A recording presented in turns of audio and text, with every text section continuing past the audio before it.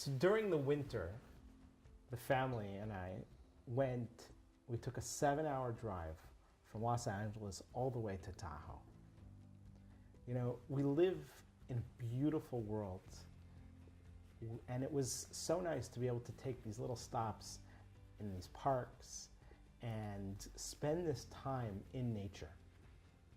And it reminds me that there's so much wisdom and inspiration in the world around us that, you know, we're so often sort of stuck in this rumble and in this like grind that we sometimes forget to lift ourselves up and take a breath.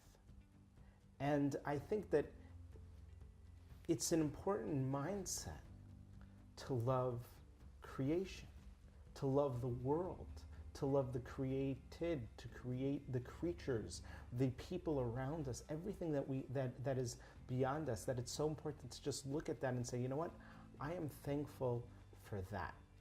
And I love that. I love that. You know what? I just have to take a little tangent to this bug I saw on set yesterday. I was just watching it crawl across the ground in awe. Like, what is that thing? What is that color of green? Like, there are so many bugs. And then I went into this, like, you know, spiral, hopefully upwards, into like, wow, and all this flowers in nature. Like, how did this all get here? And it's insane. And like, if you look closely at a flower, like, this is why we have to stop and smell the roses. Right.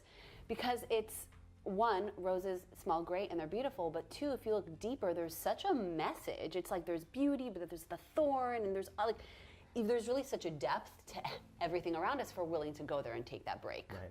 You know, it's amazing, you know, in our generation where everything's on social media, you know, it can be looked at as a tool for me, that, oh, look at me, look, you know, it's very much focused on sort of almost a narcissistic surrounding on how great people are.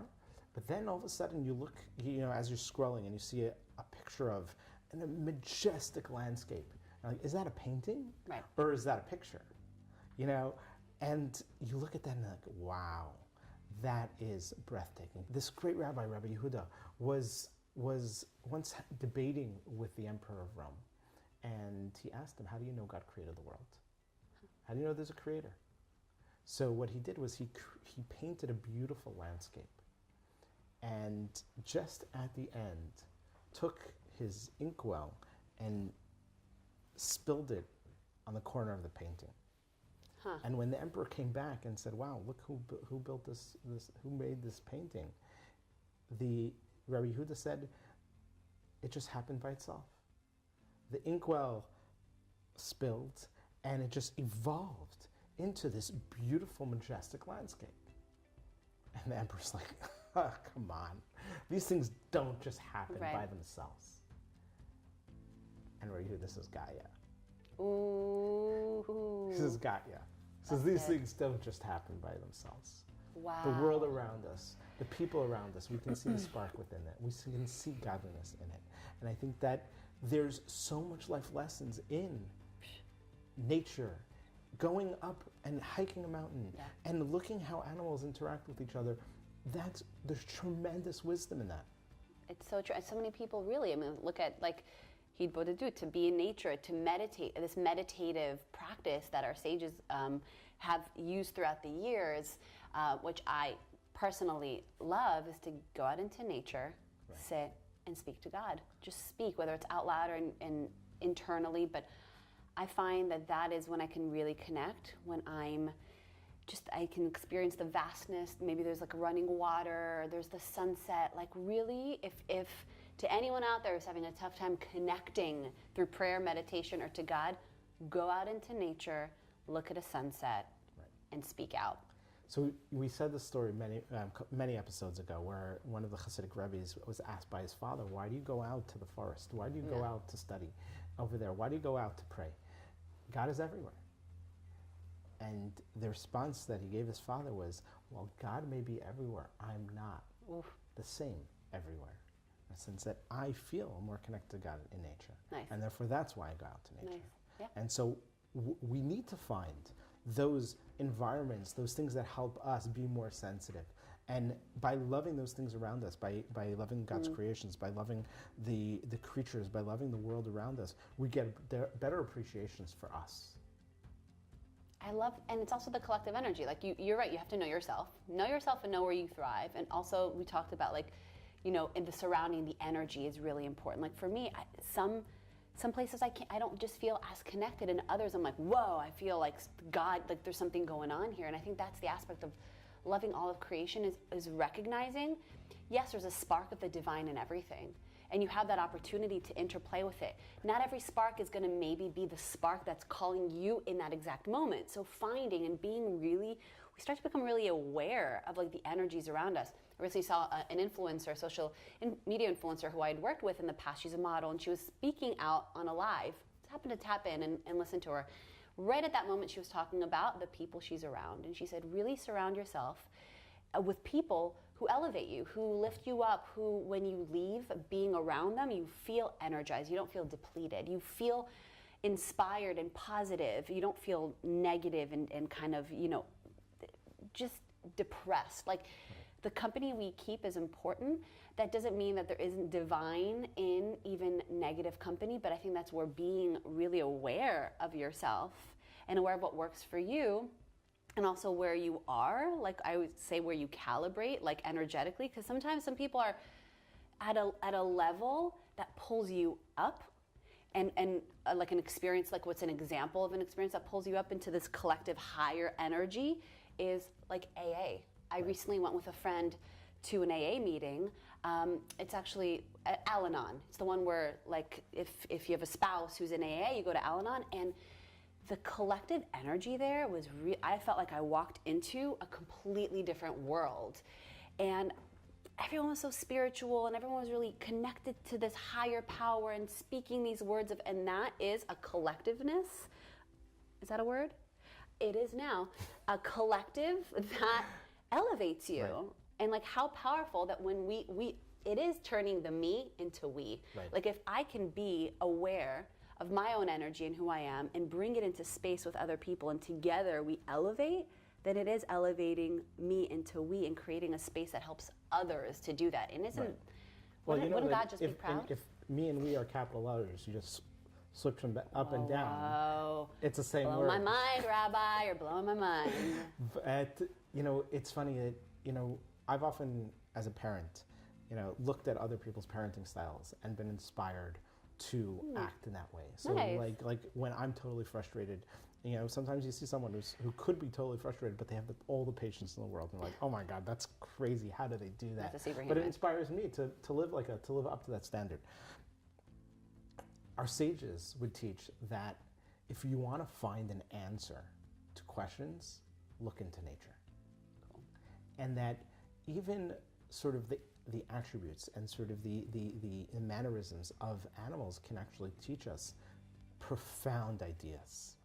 There's a saying in Pirkei Avot, Ethics of Our Fathers, that we should be bold as a leopard. When it comes to entrepreneurship, be bold. Yeah. Think big. But when you have challenges, rise above them like an eagle. An eagle soars. Rise above them. Don't, there are up and downs, and you go up and you go down, but rise above it. But also, be strong as a lion. Hold true to your core values. And run. Run. Don't just stop, but go quickly. Iterate. Do it. Be like a deer that just runs. And run with your ideas. Don't just put your ideas on a shelf, but if you have an idea and you have an inspiration, take it and run with it. Those are ideas that we can look into nature and see how different these animals interact with each other, and sort of the sort of similarities of what they do can help us find inspiration. Yeah, it's so beautiful. That's such a reflection. Like if we look out into nature, what we take is really, again, who we are and how we can become. Right. And so many, I always think like everything is really everything. I was recently listening to a different Audible. I just don't have time to read with my eyes. I'm doing all that on social media. So I was listening to an audiobook, and it's called The Perennial Philosophy. It's really an incredible kind of amalgamation of different wisdom traditions and sayings and things about creation. And the spiritual realm and this connected, all the stuff that we're talking about, but not just like from within the Jewish wisdom tradition, but all of them, which I love that. I love being able to see like, wow, my Judaism is really reflected everywhere. And How I think it's beautiful. important to learn. If we have a sort of loving all of creation, loving the God's creations and everything, then we can learn something from everything and everyone. Absolutely. And that's again being the forever student, is like I'm trying to learn from everything, from all of creation. And when this like little bit, you just use the animals as an example and a reflection that we can learn from. This was about water, and water is an incredible. And I'm gonna butcher this, and it was much. Everyone read the Perennial Philosophy, at least the first few pages, which is it's really really special. But this idea that, for example, if we all come from the Creator, where's the Creator in me? Like what is that?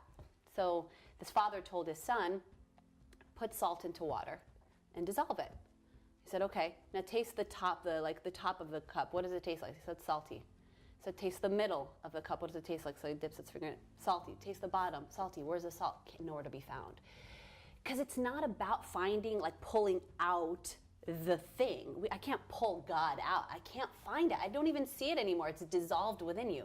But it's in throughout all of us. So I think of all of us like salty water now, but really that I don't need to pinpoint to divinity. I don't need to say like, oh, that's divine, there it is. It's a part of us. And to kind of remove the need to point it out, but just to experience it like it is, like it's called thou art that. Like we are that water. Like that is us now. What's the percentage of water within our bodies? Exactly. It's exactly it. So like looking at that deer and saying, okay, now is the season for me to nimbly run. Right. Well, let's also play with this idea. So water comes from high places and goes down and flows down.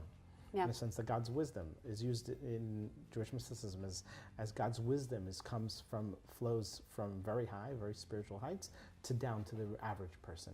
Or individuality, right? Are non-negotiables. You mix water and oil, right? You can interact with each other, but you maintain who you are. Right. So there's power in water and power in oil, and power in being as part of an ecosystem, but you need to maintain who you are and stay core to that. There's so many lessons in nature and so many lessons in water. Even we could go sit for an hour on that. It's so cool. It's so, like, that to me, that's so beautiful. That's taking the time to look deeper into all the things around us. And that's really at the basic level. Like, do you want to go deeper? Do you want to look at something beyond just its basic, two-dimensionality? Or do you want to find the nugget in there that feels like it is placed deep within it, concealed almost from this divine source for you to dig, peel back the onion, and take the lesson and assimilate it, and like, what does that then mean for you moving forward? And I think that just, again, elevates the mundane in so many ways. Is your phone buzzing? Sorry. What is the meaning in that? Like, there's to me, let's it just really go with that. No, to me, it's really about finding meaning in everything. And like, does that become a really cumbersome thing to do? I don't know. If it's a part of how you show up in the world, then everything just has significance, and I think that creates such a richer experience. Well, I think we should open it up to the audience and ask them. Maybe there's something that happened to you, something that you noticed in nature or someone helping another person that was a lesson to you that inspired you. We'd love to hear. Please share with us. Yeah, what cool. That's a cool one. Now I got to think about what else in nature has inspired me. Leaves. I used to collect them as a kid. Nice. Awesome. Well, looking forward to hearing from you. Have a great week. We'll see you next week. Bye, guys.